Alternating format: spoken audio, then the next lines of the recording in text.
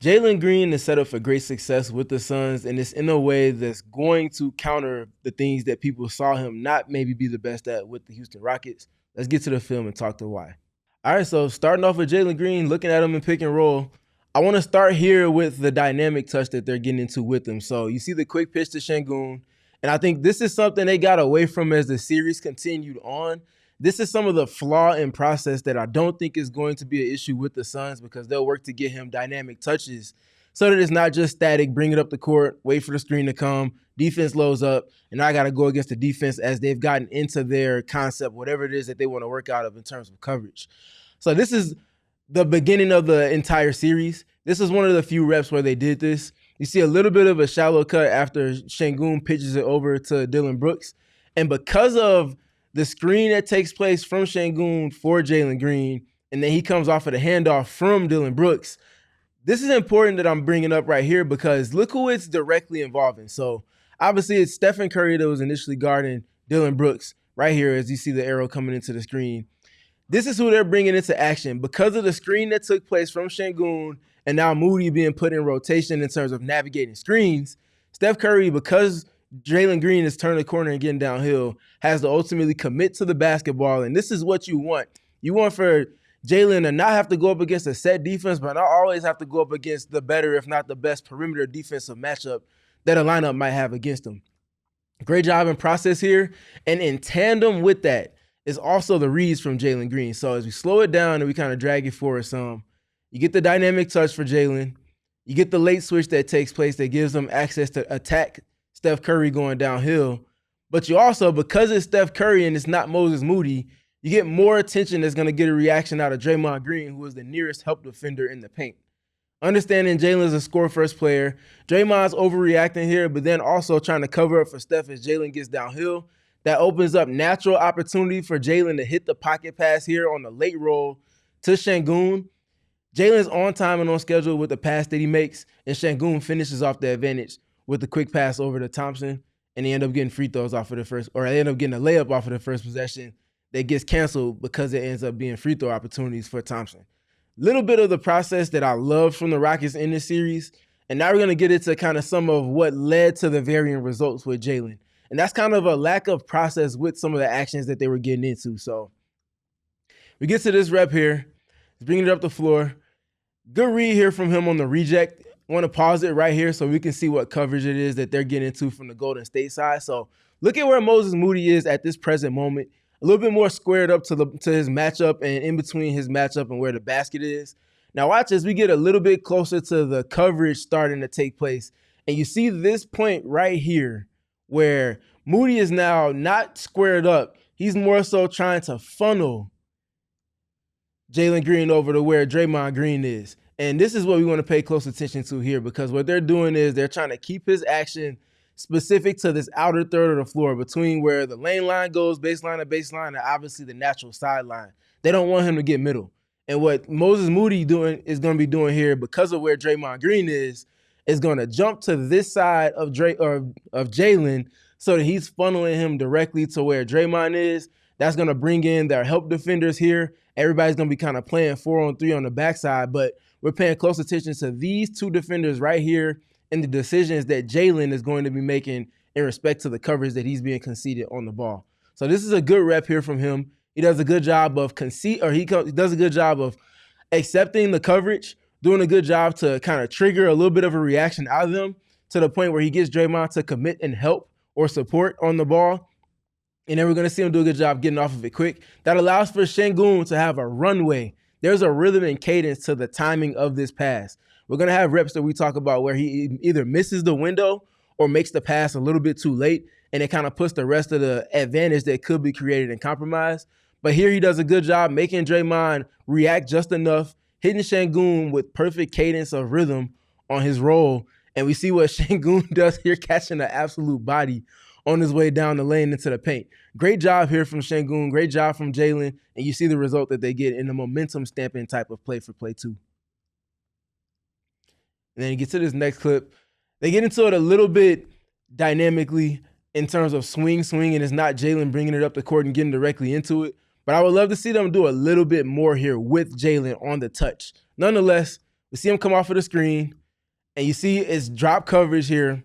It's a little bit shorter of a drop, but it still is drop coverage, conceding this pull-up three-pointer pocket for him. I'm not mad at this attempt at the basket because of the timing of the game, the rhythm of the flow of the game, the shot that he's taking, one that he took a lot of last season at a career high rate. That's not a bad shot. Obviously, he makes it. That's the part that makes it a good shot ultimately, because you want him to put the ball in a basket. But I do like the idea of him just finding these early pockets of opportunities, doing it in a rhythm after making 2 passes, not just coming down and getting directly into the shots being taken. And he knocks that one down. And we get to this next one. We're going to be paying close attention again to the flow within to it. So you see him get a little bit of a dynamic touch, but then there's too much stagnancy just for my personal liking. Now, obviously, this is taking place if you look at the shot clock with 9 seconds, so there's not too much that you're going to be doing in terms of trying to create something new. I do think the golden ticket on this one is that he does get access to Steph Curry late in the clock, and that's a player that's obviously at the top of their scouting report on the other end. So on the defensive end, when the Warriors are defending you want to put him in action and be able to attack him as much as you can. He does a good job here in isolation. I would like to see him commit more to one move, though. This is a little bit too much back and forth. Obviously, the shot clock is not in his favor when he gets this touch. I would like to see him, rather than waiting, and I say rather than waiting because of this dynamic right here, as I bring the circle in this time. Look at where Draymond Green is on the initial touch from Jalen Green, and then watch where he's ultimately going to be before Jalen gets into the attack. Because he gets the catch and then he gets the assessing of where the defense is, and he's about 45 feet away from the basket, that gives the defense behind Steph enough time to take away pockets of the floor and kind of play the math game in terms of space being occupied versus space that he can work to get to. There really was no win-win solution unless he was going to create a lot of separation with Steph there. Good job from the Warriors on that rep. Would love to see the Rockets do a better job there in that situation. I think that's a position where the Suns will put him in better opportunity for success scenarios, even in the late clock, like on that rep. We get to this one from sideline out of bounds, a little bit of a dynamic touch, and then the stagnancy, the stagnant pick and roll. You see them already getting into their coverage. No different than the first rep with Moses Moody. We see GP2, Gary Payton II, getting into coverage on Jalen Green, and you see him influencing him or funneling him towards the outer third, trying to cancel this screen coming in from Tari Eason, but also funnel him directly to where Draymond Green is ultimately going to be. So you take the cursors away, you get back into the action, you'll see exactly what I'm getting at. GP2 does a good job at the point of attack. This is not a bad pass from Jalen. And I want to start with that first, but what I would like to see is what we saw in the first 2 reps. And that's, okay, test the depth of the coverages that they're conceding to you. So you know what the coverage is going to be. They're icing you. They want to send you to your weekend, if you will, on this rep. Which I would love to see from Jalen here, accepting ownership of the coverage on ball, and rather than getting to this point where this is a smart reject in the space, explore that space a little bit more. Şengün is presently at the elbow strong side. He kind of gets out of that pocket. Explore that space a little bit more. Figure out how deep into this is Draymond going to ultimately want to get into a late switch with you. Are they going to fully commit to putting 2 to the ball once you get to that three-point line or elbow area of the floor? And how much is that ultimately going to put stress on the next layer of defense, which would be on this scenario, because he's going to reject the screen. Guess who? Steph and Curry. That's who they want to be making decisions and be directly involved with action as much as they can possibly manipulate it. And when I speak to manipulating it, this is what I'm getting at. If Jalen gets to the point where on this rep, this is a smart read, I think he gets off of it too quickly. And he could kind of create more of an advantage for his teammates to play off of if he takes even one extra dribble here to make Draymond fully commit to his attempt to drive downhill. You see Eason will be open. You already see Steph Curry getting into the rotation. That's a 2 versus 1 on the backside. If Eason gets this catch after he makes one more dribble to engage Draymond, now Eason has the decision to catch and attack Steph, to catch it and move it. And what does that do to the rest of the defense? It keeps them in rotation, makes their dominoes fall defensively. And that's just a little bit of the nuance with Jalen. When you get this type of attention, finding ways to kind of manipulate the game and put your teammates in better position to be successful. The next rip here. Don't like this catch point at all. This catch point taking place on the Toyota Center logo. He's about 45-ish feet away from the basket. Even if a screen does come, there's a long route into that. Everybody on the defense is going to be aware of what's going on, and they're able to get into their gaps and take away pockets of the floor from you. This is just a little bit of the flaw of the slow Houston Rockets process in the half court offensively last season. Wasn't the most conducive to Jalen. I feel like this is, again, where the Devin Booker of it all, the Jordan out of it all, and the general principles that they'll be playing off of will better benefit and better suit Jalen. So again, this is just nothing happening for about 7 to 8 seconds here, and Jalen has to put on his cape. He goes to get a very tough bucket, but what's the lifespan of you going up and doing this 30 other times for the possessions that you're at the point of attack of your offense? This is in the first quarter, y'all. They're in the first quarter. There's still 4 minutes left, and he's already having to do so much self-creation, exert so much more energy. If you have to do this for a full 40 minutes in a playoff situation, that's not going to be sustainable for anybody not named LeBron James. He does a good job putting his cape on and getting a bucket here, but you want to see an offense that kind of puts him in a better position to be his best, most successful version of himself while also not exerting as much energy as often. That's what he'll be getting with the Suns. Next rep, I like this a lot. This is something that they could have gotten into significantly more as well. We're going to see it on maybe 1 or 2 other reps in this film session, but you see this pre-screen that's taking place for the person that's ultimately screening for Jalen Green. So you revert your attention down here to where Fred VanVleet is. He's going to be setting a pre-screen for Alfred Şengün, and what that's doing is, because they know they want their bigs to be somewhat near the level or in coverage on Jalen Green, if you set a screen for the person that's about to set a screen on the ball, that puts that coverage defender behind schedule. And if you put him behind schedule, that should create opportunity for advantage on the ball. We will see a lot of this with the Phoenix Suns in terms of when they're trying to get opportunities for attacking angles with Jalen Green as well as Devin Booker. And you see in this situation, because the screen set for the screener before he sets the screen on ball, the person in coverage is late. And because he's late, look at what that's going to do with the decision-making for Jalen Green as he gets downhill. For one, as I bring the circle into the mix, you see this big pocket of space between where the screen is set, where the screener defender is, and all of this real estate and runway in terms of optionality. Jalen can continue and go left if he wants to. He can go right if he wants to here. He has all the options he wants, as well as, because this defender is late, he has to concede a top foot. And if you're someone that's an attacking downhill guard or just generally a scorer, one of the first things you're taught to look for, if they're conceding their body language like this, attack the top foot, because now he has to open his hips. And that's just too much to have to try to do when you have somebody with a live dribble. So Jalen comes off of this screen. He feels the real estate, also sees that this defender is late getting into coverage. He's at their mercy at that point, and he does what he does best, attacking downhill, goes get a paint touch, finishes off a 2 with an impressive athletic dunk. Then we get to this rep. They're going to get back into the exact same thing. So good job with the pre-screen again from Fred VanVleet, as you see the separation that takes place as he puts the body onto Kevon Looney. That puts him behind schedule as Steven Adams comes in to set the screen. Notice where both of these screens took place on these last 2 reps as well. The first handful of reps were on the outer thirds. They moved the point of these screens to the middle third because it's harder to kind of attack a ball handler when he's in that middle kind of direct on the basket type of angle versus from coming away from the sidelines and towards the middle. Coverage is a little bit harder to play if you want to be a no-middle defense if a team starts their action in the middle of the floor. And to that point, no different than the last rep, because the big is late into action, you see another opportunity for Jalen Green to split or snake the screen, gets the top foot. Once he sees that, that's his indicator to get downhill. He just blows past Kevon Looney like a cone, if you will.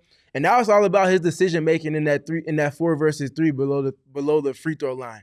Does a good job kind of nestling into this pocket here and then kind of playing with a little bit of counter-punching attack. So you see the attack. Good job selling midi. Gets Spencer to step up, concede another top foot, attacks another top foot. This is trained to kind of trigger this reaction out of a defense. And then does a good job ultimately attacking and getting to the free throw line. Great job in process from the Rockets here. Great job from Jalen in terms of reading and reacting, but being aggressive and not settling early in the game. I like this process. I like this rep. Next rep here. Trying to stay middle third as much as he possibly can.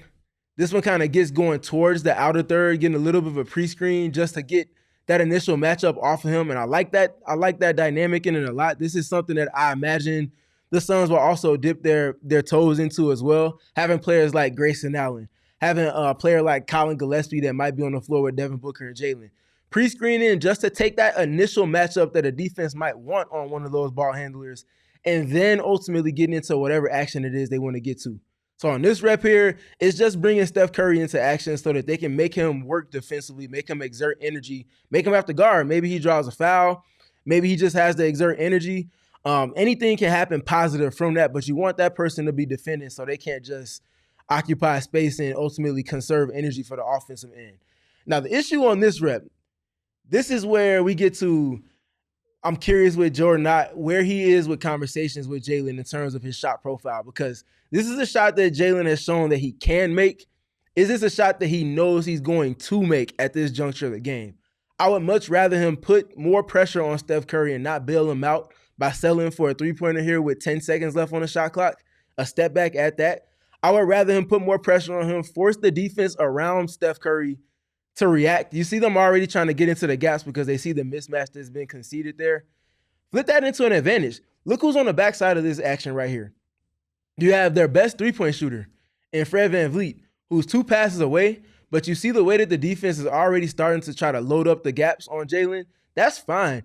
If you can get past Steph, attack that top foot again like you did with the last couple of bigs, do that.